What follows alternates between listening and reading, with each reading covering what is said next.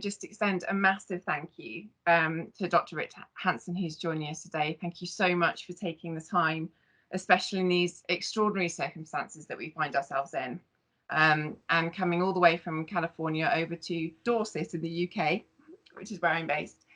Along with many organisations, the organisation that I work with, Police Care UK, we're here to support police officers and their families who have experienced harm as a result of their role and their contribution.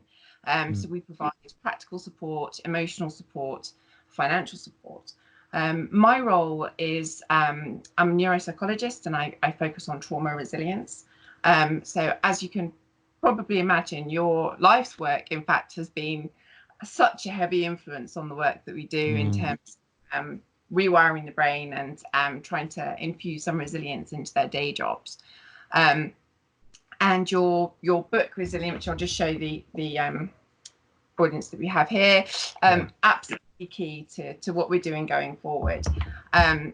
And we're just really incredibly lucky to have you here today talking about policing in the UK and the challenges that COVID-19 brings to us. So welcome, Rick, and thank you so much. Just tell me. Thank you. Honestly, it's really an honor to be here. I feel deep respect and gratitude for law enforcement and other frontline responders, and anything I could do to be helpful, I really want to do. Thank you. Thank you. And tell me, are you well? Oh, thank you. Yeah, we're safe. We're living in our kind of bubble, and it's very peculiar. We're inconvenienced and there are losses. For example, our adult son, 32, had been living with us for a while, kind of using our home as base camp while he goes out and does work, and he travels a lot. But he's moved out in part so he could see his girlfriend again. And as he left, it was so heavy-hearted because we have to practice social distancing from him until we all get this pandemic under control. So there have been issues, but we're very comfortable. And it's strange to know that around us, including first line responders, I think in New York City, I believe it's true that last time I checked, 600 police officers had been infected with COVID-19. For example, I think that's the number I saw. So yeah, a lot of stuff is happening around, but we're fundamentally okay. I have a lot of experience in the mountains and wilderness and rock climbing and life and death situations and that kind of setting. And there's a world of difference between have to and want to. And when the storm comes, you move into what you have to do. And we're just at peace with what we have to do each day. Yeah. I spoke to, I'm really fortunate to have here in the UK, Gaia House, which is a Buddhist meditation centre and retreat. And we've been adapting online. And there was a lovely moment this morning with Zohar, who explained that sometimes the idea of social isolation and social distancing can just feel really painful and uncomfortable. And she offered the alternative phrase of compassionate distancing. That's a nice phrase. Yeah. There's still niceness there. It hurts and it's difficult and it's awkward, but we're doing it because we're protected. And I think, obviously, police officers, they're fundamentally these days, their job is about protecting. And what we really want to do now is extend that gesture back and offer some psychological or emotional protection for them in return. I do just want to share something with you, which was quite lovely and quite enlightening. Last year, we have a national policing conference every year. Yeah. And Andy Rhodes is our chief constable, who is our national wellbeing lead. And he closed the conference after a thoughtful pause and said, wouldn't it be amazing if one day we could just get a neuroscientist and a Buddhist in a room together and sort out the policing brain? So what can I say? Here you are. So it's really exciting to have an opportunity amidst the challenge and the anxiety and the potential tragedy of this, that we have a chance to think about how we think and to bring a bit of heartfulness to this situation. So I thought I'd just open it up with that to say that you're hugely appreciated, and it's great to have you here. Well, thank you.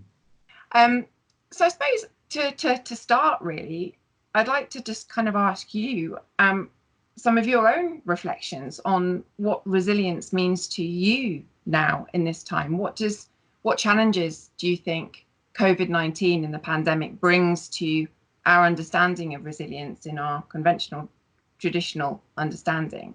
Right. Does feel different? Uh, yeah.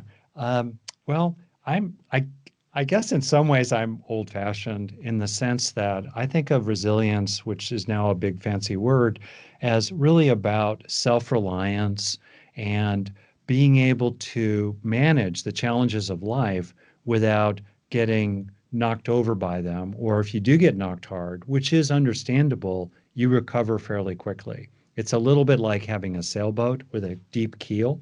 When the waves come, as long as you have that deep keel, you're not knocked so much by them and you can recover. So you then have the capability when you're resilient, both to live through and survive the worst day of your life. Okay.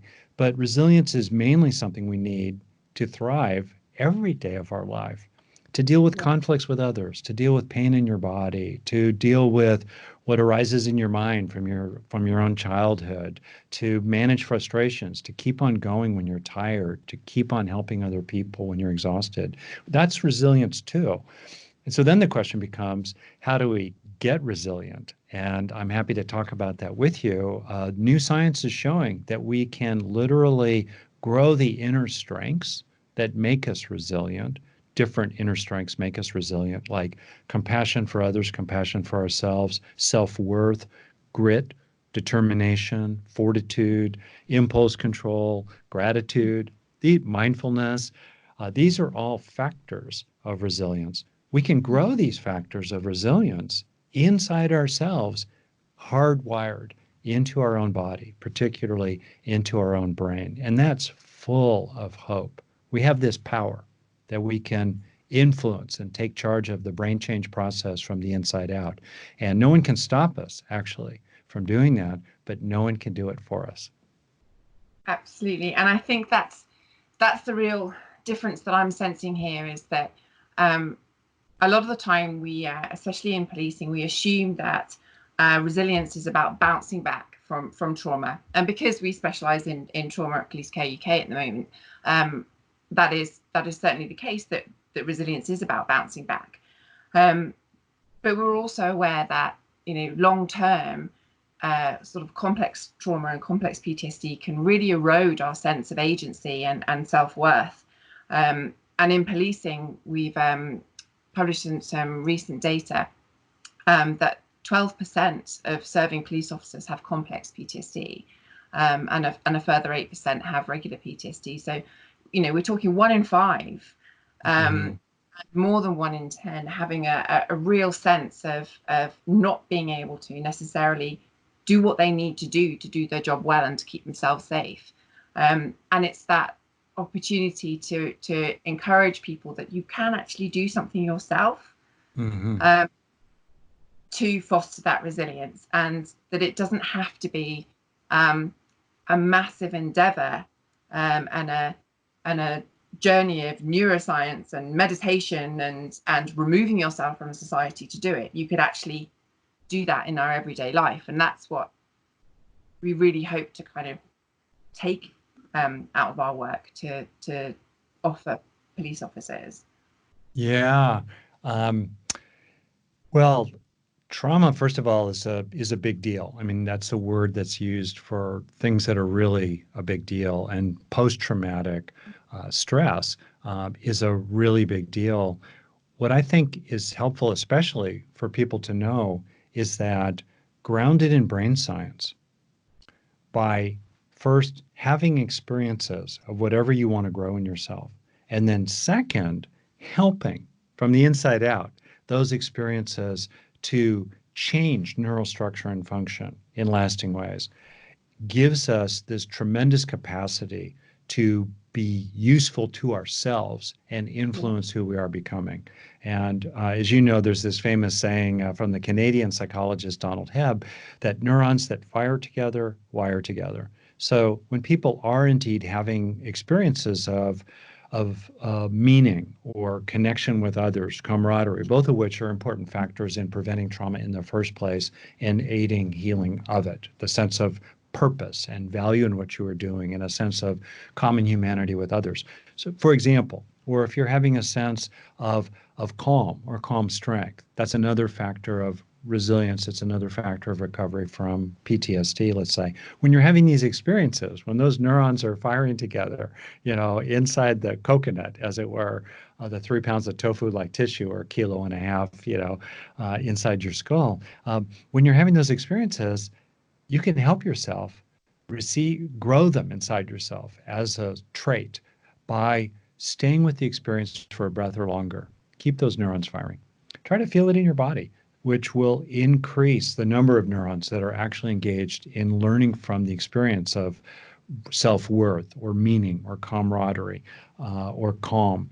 And also focus on what feels good about it, what's rewarding about it, which will increase activity of dopamine and norepinephrine, these neurochemicals in your brain. So you really internalize, right? We can't do anything about the past. Even the present is what it is. The question is, what's our growth curve from here? What's our learning curve from here? And we can really foster that over time. We can help ourselves. And this is a matter that's not woo-woo. It's not Buddhist. It's not nothingist. It's old school, It's practical. Yeah. Do you want to become more competent, really, more skillful with your own thoughts and feelings and who you are becoming? Yes or no, right? Do you want to have more sense of autonomy and agency inside your own stream of consciousness, that instead of being buffeted about by what's happening inside your mind or what's happening around you, do you more and more have a feeling that you're the captain of your own ship? You've got your hand on the tiller. I've done a little bit of sailing, just enough to get myself in trouble. Or do you just feel you're swept by the storm? So this is very old-fashioned. This is universal. This is old school, that we have this power and we can use it to really help ourselves. And in the process of helping ourselves, of course, we help lots of other people. Absolutely. Thank you. And it's interesting when you use the phrase power there, because in British policing, we have this phrase that officers have discretionary powers to enforce law and protect and so on and so on.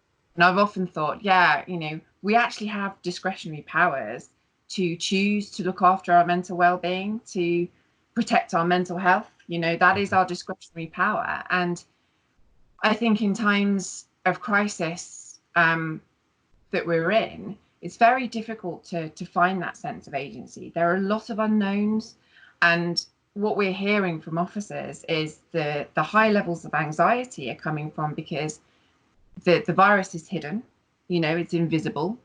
There's no kind of forecast or plan for how this is going to go any one day, from one day's end to the next.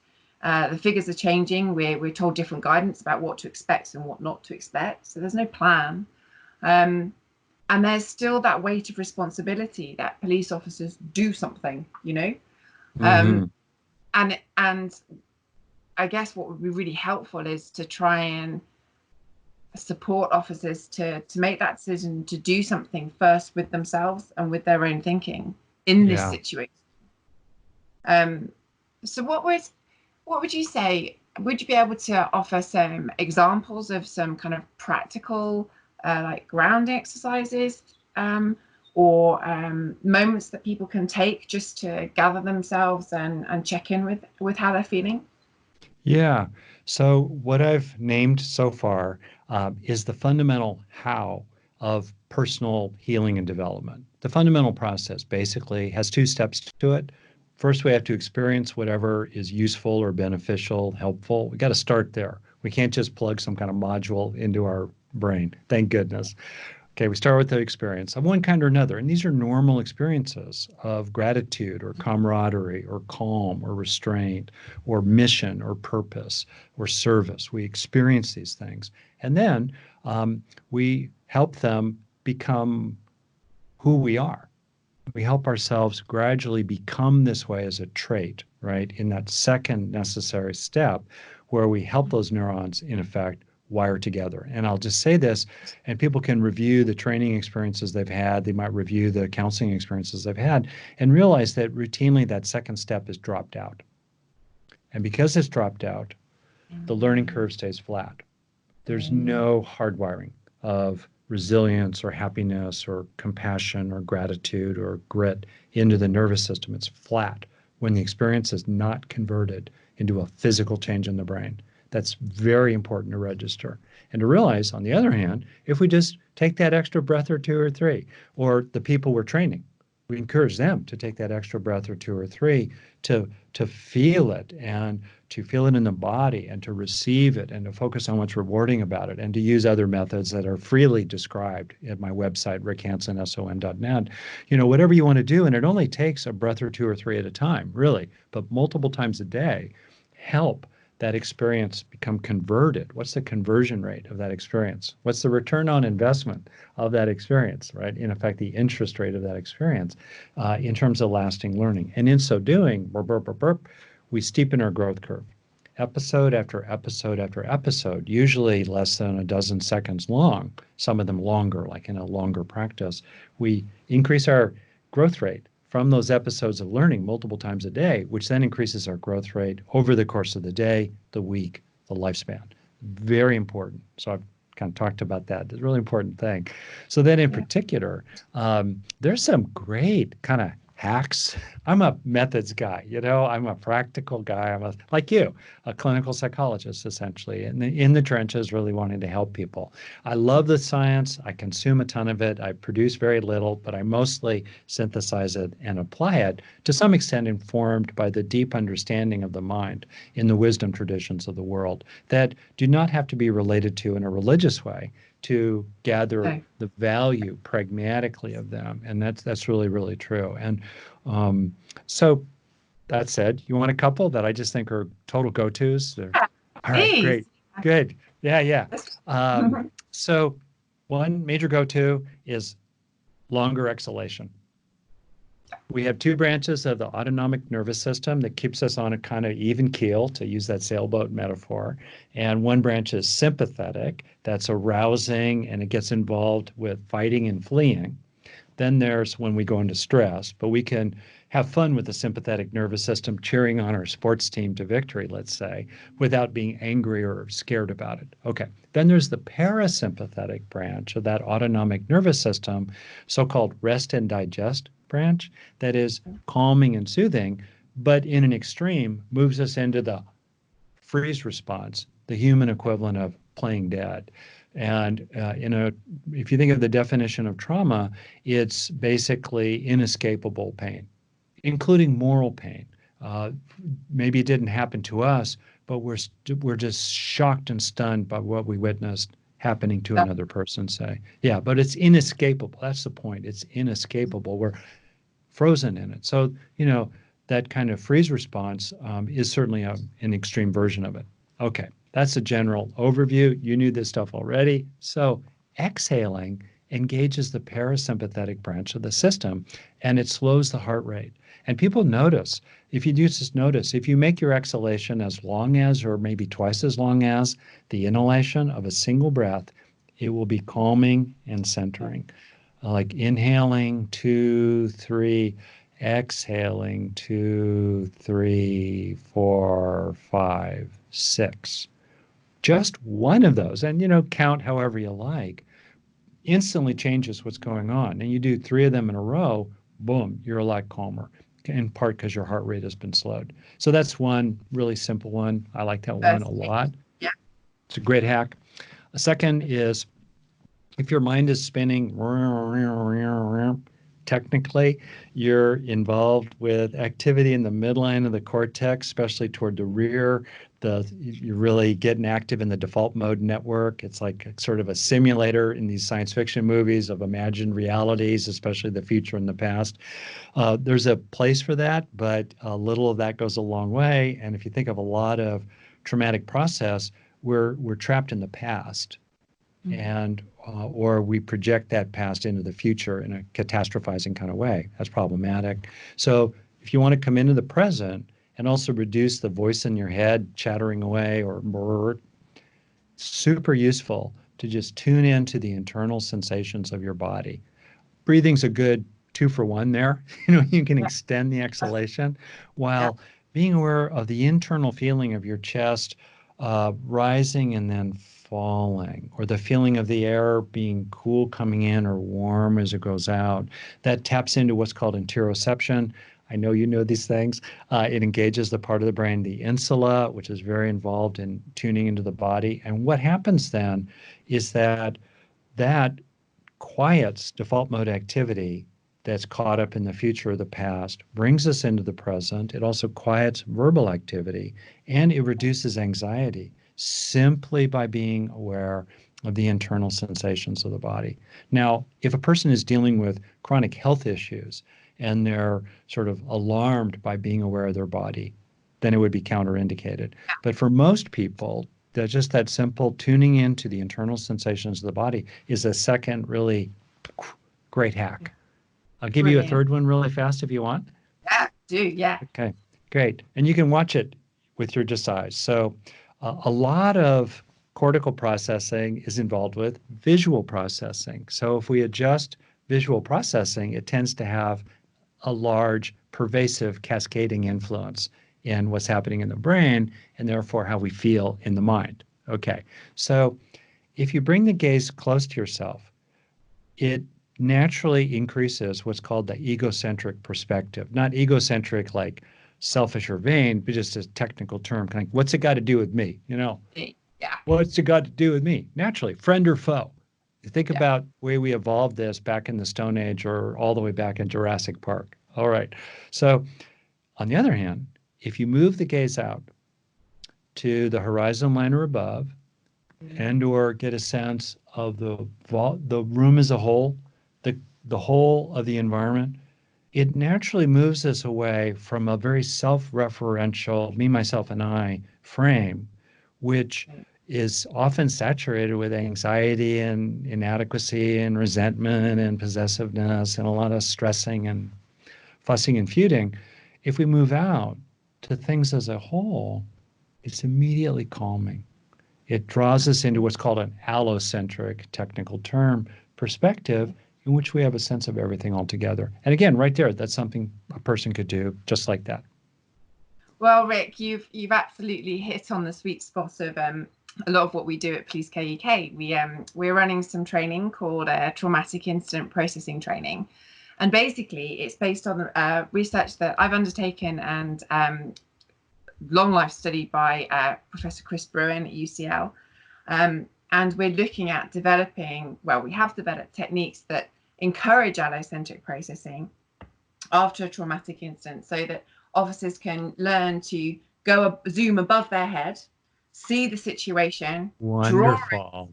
draw a map, rotate the map, change the angle, come back down again, look on the That's ground. wonderful. Yeah, and it was incredible. We did a control trial last year, Yeah. and the results we published was great. And fundamentally, we'd love to have these lofty ambitions of preventing PTSD and so on and so forth. But fundamentally, we found that officers just felt more at ease with what had Yeah. happened. They had a sense of ease of feeling Yeah. that significantly increased just within 10 minutes of doing that exercise. So yeah, you really have hit the spot for us there. And we do training those techniques, and we're envisaging doing a kind of a COVID bespoke program for as we climb out of this situation.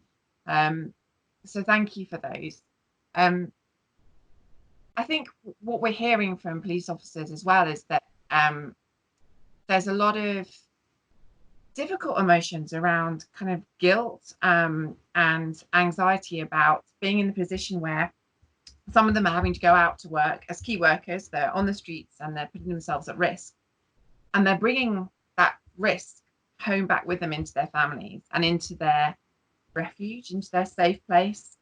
And that's incredibly challenging for them, because not only is that blurring the boundaries between work and home, but also their role as protector is now diminished because they are bringing with them risk.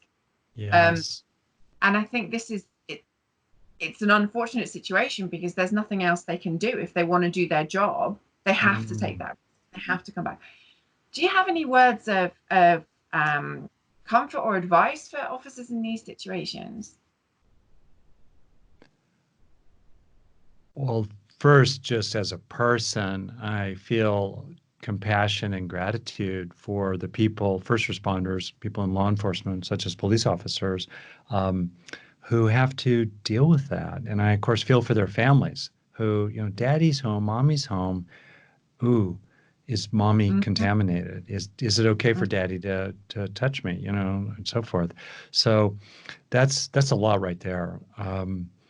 As I reflect on it, I can say a couple of things that I think might be helpful, and they may have already well occurred to you. Uh, the first is to live with the distinction between have to and want to. And there's a place for deciding, do I really have to?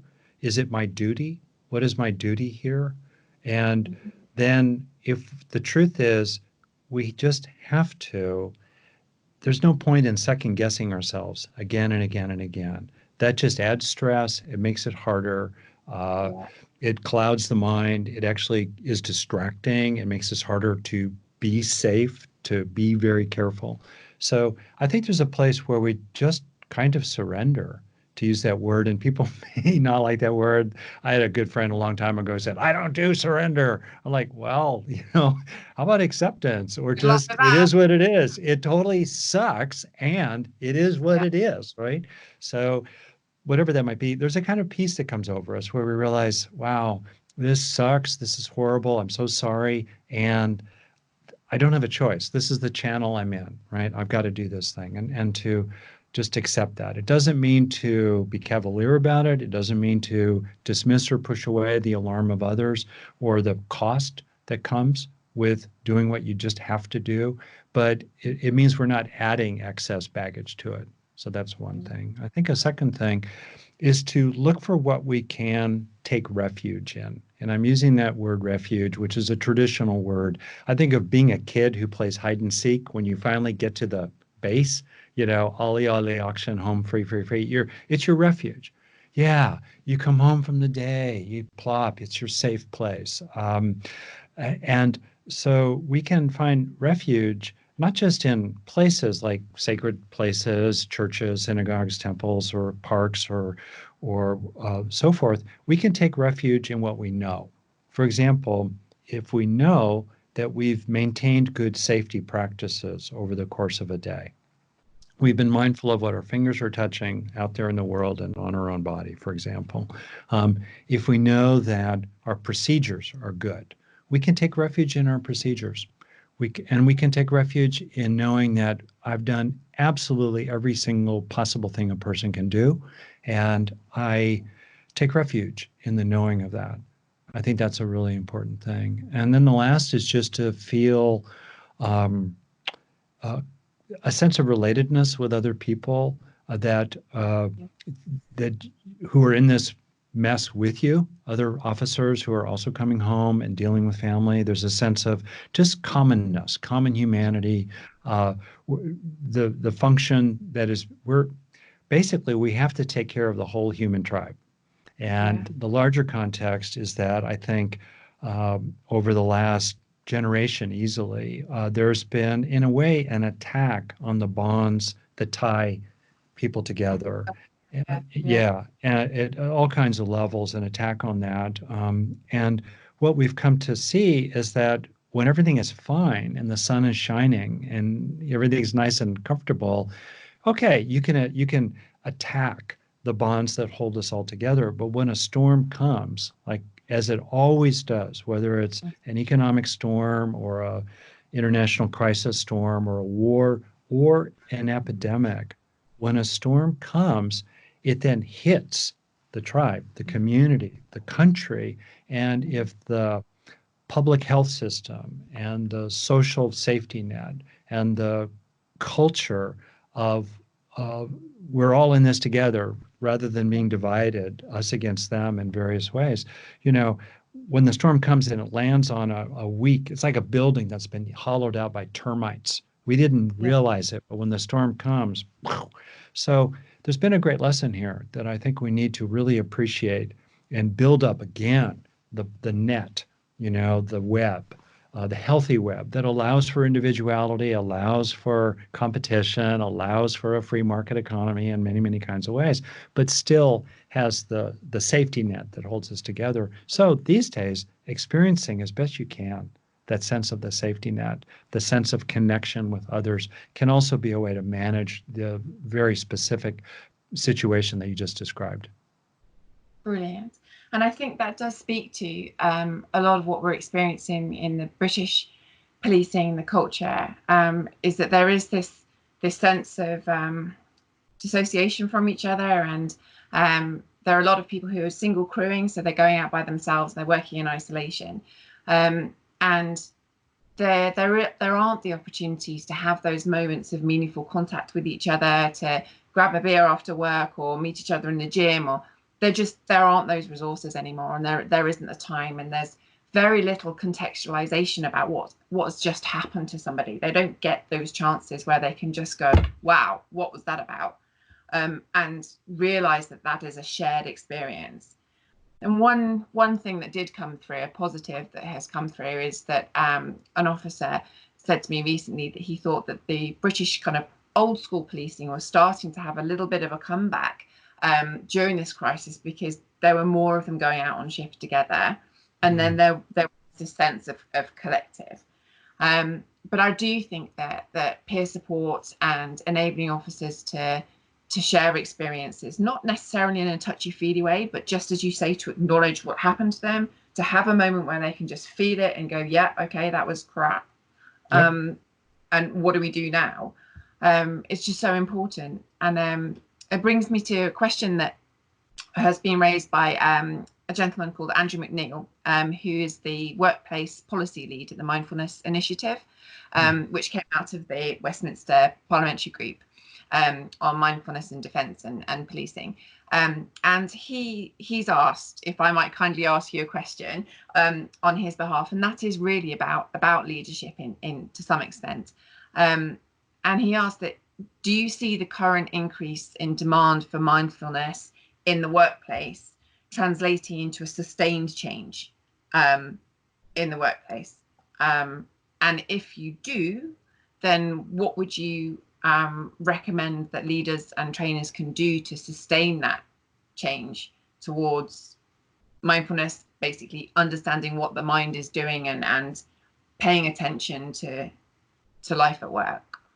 That's a really great question. So I live in America, pretty aware of America. I have some sense of what's happening in the UK, and you are way ahead of us. I'll just say that in general. To imagine that a large fraction of American Congress people and senators would have had significant mindfulness training is kind of mind-boggling. I think there's one representative, Tim Ryan, in America, who's done that out of 535 total senators and Congress people. So you're ahead of us. So I'm looking to you with respect. What I would say that I've observed is that for there to be lasting change that spreads, there's certain things that promote that, okay? One, to bang on it again, is this focus on the second necessary step of learning. Are people acquiring trait mindfulness, that movement into internalization? I use the language activation, installation. It's kind of geeky language, but it's that second step where we move from experiencing to learning.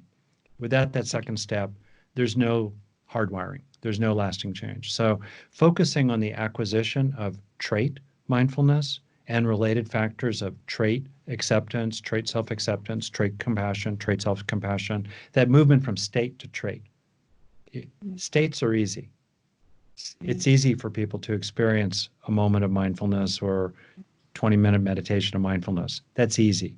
The acquisition of trait mindfulness, so that it increasingly is inside you already, is really, really important. So that general focus on what are people actually learning, what's durable, what's lasting, what sticks to them, is a major factor. I think that's really important to highlight for trainers and leaders, to make sure there is that internalization and not get fooled by passing states. I think one of the great lessons of this time, of this pandemic, the corona pandemic, is that many of us have been propped up by our circumstances and settings and events and situations and the passing experiences that have been the result. And it all just seemed fine. But when the storm has come and Yeah. so many of those external props have fallen away, people are just sort of left with what they've grown inside themselves that is enduring. And when they look inside often, it seems sometimes like an empty cupboard. It's really a wake-up call. And people also have what they've grown that's lasting in their bonds and relationships with others at all scales in society. And people often today as well look around and really ask, wow, who really can I count on? Who's really going to care about me? Who's really going to help me, especially if I'm getting older and am more vulnerable? So the takeaway here is to really focus on the investment in what lasts, not the shiny object of the momentary experience, but the lasting development of traits which involve lasting change in the brain. They require lasting change in the brain. So that's one headline. Second headline for me is to focus on themes of competence and autonomy. These are old school themes. They're not religious, they're universal. And they really go, I think, to some of the culture that you find in law enforcement and the military services and in the business world. Competence. Do you want to become more competent with your thoughts and feelings? Do you want to become more knowledgeable about your own interior? And if you don't, okay, right? But competence is a very old school kind of value, and also autonomy. Do you want to be at the effect of all your reactions, buffeted by them like a cork in a raging river? Or do you want to become the captain of your own ship with your hand on the tiller, guiding yourself? And these values of competence and autonomy cut through a lot of new age, airy-fairy fuzz and fog, and they just get right to the heart of the matter. The last thing is to translate it to bottom line metrics that policymakers and stakeholders care about, including bottom line, for example, in a business environment, reducing healthcare costs by people developing internal resources of various kinds, reducing employee turnover, reducing internal conflicts. These are bottom line profit margin kinds of metrics people care about. Or maybe in more of a civil service environment, reducing, I don't know, I'll just make it up, problematic incidents between police officers and civilians, if that's the proper word, the general public, that are problematic, right? Reducing those kind of incidents and metrics like that. Then when people who care about mindfulness and inner skills of various kinds, emotional intelligence in its various aspects, if people who care about that and are leaders around that can then translate what we know in our heart, from experience is really important for people, translate that into kind of cold, clear numbers, that policymakers care about, then that helps enduring results to occur. And enduring resilience. Yeah. Along the way. So much. Thank you so much for your time today. And it's just been such an amazing treat for me. You've joined me in my journey into bringing neuroscience and neuroplasticity into operational policing. It can get lonely. And it's just been fantastic to hear your words and motivate us in the UK when we really do need it most. And we're really looking forward to your book, Neurodharma. Rex did mention that in our webinar the other day. We're all quite excited for that. So I'd be interested to see how we can translate that into a policing context and really start to understand how this can feed into how resilient we can keep within the public service. So. I'm glad if I could just say, I'm glad you said that. And to be clear, I threw the word Dharma in there as a way of really honoring the perennial wisdom from around the world. It's not a religious word. It just means the way it is. It's from India. So we have these two ways of knowing ourselves, the scientific from the outside in, the, wisdom traditions from the inside out, and the coming together of them is really true. And that book is so much about deep practice and how to truly grow that deep, unshakable core of resilient well-being inside yourself. And it's got, all this neuro stuff mixed in with all this really cool wisdom stuff, endlessly applied in practical ways. So I'm really happy about that particular book and happy to offer it in any way possible to people who need it. Rick Hanson, thank you so much for joining me, and may you stay well. Thank you. You too. And may all beings stay well, and including certainly all those people who are in service roles and including sometimes risking their lives for the sake of all of us. Thank you. Thank you.